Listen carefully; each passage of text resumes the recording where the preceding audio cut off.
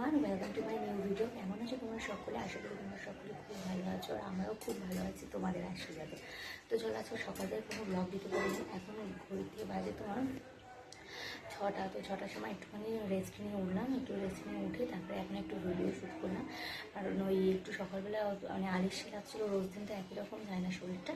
তো চলো, তো এই আলিশিটা ঠিক করার জন্য আর কি এখন একটু কাজগুলো করে নিলাম, টুকটাক করে কাজ করে নিলাম, সবই শ্যুট করে রেখেছি। আশা করি তোমাদের কাছে প্রোভাইড করতে পারবো। তো সম্পূর্ণ ভিডিওটা দেখো, আশা করি ভিডিওটা ভালো লাগবে। এই ভিডিওটা অন করতে পারিনি, ভিডিওটা অন করেছি আমি সন্ধ্যে 6টা থেকে, সেই জন্য বিকেলবেলায় কিছু কাজ তোমাদের সাথে শেয়ার করছি। আমরা বিকেলে কাজ শেয়ার করি আর সকালে কাজ শেয়ার করি। আমাদের সংসারে প্রচুর কাজ থাকে, তাই না? ঠিক বললাম না বলো? তো চলো, আমি প্রথমে আগে বিছনাটা তুলে নিলাম। বিছনাটা তুলে নিয়ে সকালবেলা সেমনিভাবে পোছাপুছিও করে নিচ্ছে, করছিল না, সব দিন তো শরীরটা একরকম যায় না। তো আমি একটু সোফা টোফাগুলো পরিষ্কার করে নিলাম, ড্রেসিং টেবিলটা একটু সুন্দর করে পরিষ্কার করে নিলাম, টেবিলটাও সুন্দর করে পরিষ্কার করে নিলাম। করে নিয়ে আমি মামামের সাথে গল্প করতে করতে দেখলাম টুকটুক করে সুন্দরভাবে কাজগুলো সব হয়ে গেল। তারপরে আমি মামাকে বললাম, মামাম ক্যামেরাটা একটু উপরের দিকে হয়ে গেছে, ক্যামেরাটা একটু নিচের দিকে কর, কারণ একা হাতে ক্যামেরা করা কাজ করে না অনেকটা অসম্ভব হয়ে পড়ে।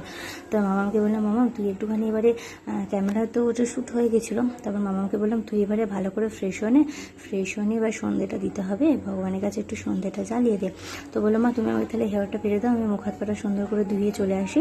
তো আমি বললাম ঠিক আছে মা, তুমি সুন্দর করে মুখ হাত পাটা ধুয়ে এসে খাটের উপর বসো, আমি তোমার দুটো হেয়ার সুন্দর করে বেঁধে দিচ্ছি।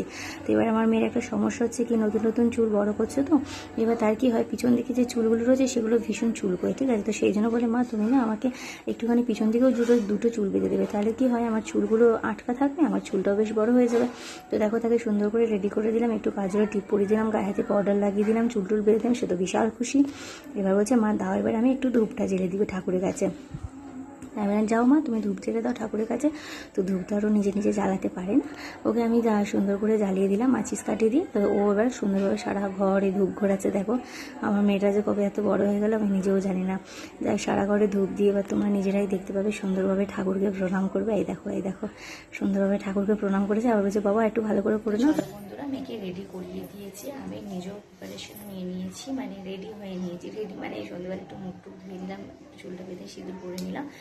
আর এবার চলো একটুখানি চা খাবার পালা। এরকম কী বাচ্চা, এই হলো সেই মেয়ে আমার, খুব বাজি। দেখো দুত্তুমি করে, খালি দুত্তুমি করে, মুখখানা দেখেই বোঝা যাচ্ছে কত দুষ্টু।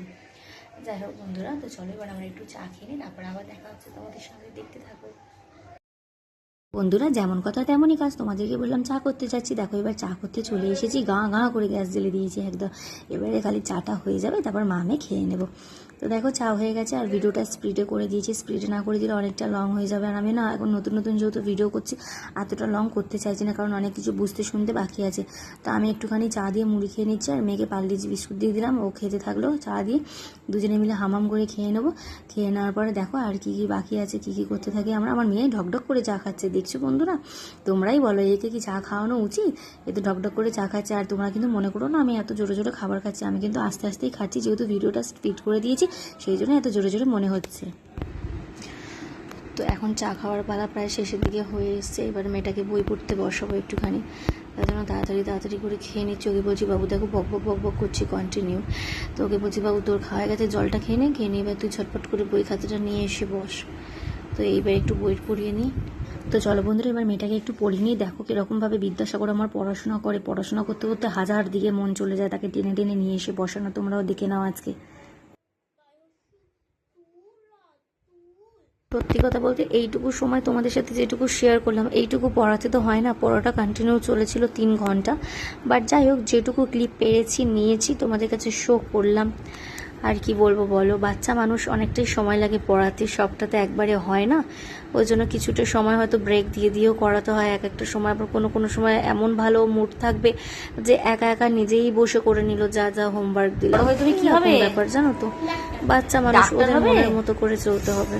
খুব শখ ডাক্তার হওয়ার? টিচার হবে? আর তোমার তাহলে তোমাকে পড়াশোনা কিরকম করতে হবে? অনেক পড়াশোনা করতে হবে। প্রত্যেক ক্লাসে কি করতে হবে তাহলে? ফার্স্ট হতে হবে, তাই তো? আর তুমি ভালো মেয়ে না খারাপ মেয়ে? ভালো, সত্যি ভালো, সত্যি ভালো। তাহলে তুমি মন দিয়ে পড়াশোনা করবে তো? আজকে থেকে সবার কাছে প্রমিস করছো তো? মন দিয়ে পড়াশোনা করো, মাঝে মাঝে তো মাথায় একটু ভূত চেপে যায়।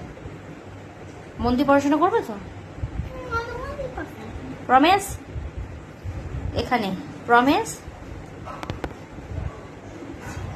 ঠিক আছে তো? ডান? চলো চলো বন্ধুরা, মেয়েকে পড়ানো হয়ে গেছে, যেটুকু পেরেছি তোমাদের সাথে শেয়ার করছি। যদি ব্লগটা তোমাদের ভালো লেগে থাকে তাহলে প্লিজ একটা লাইক আর একটা কমেন্ট করতে ভুলবে না কিন্তু। সঙ্গে থাকবে, লাইক কমেন্ট শেয়ার করতে ভুলবে না কিন্তু। তো চলো, tata, bye bye, good night. সকলে খুব খুব খুব ভালো থাকবে। Bye bye.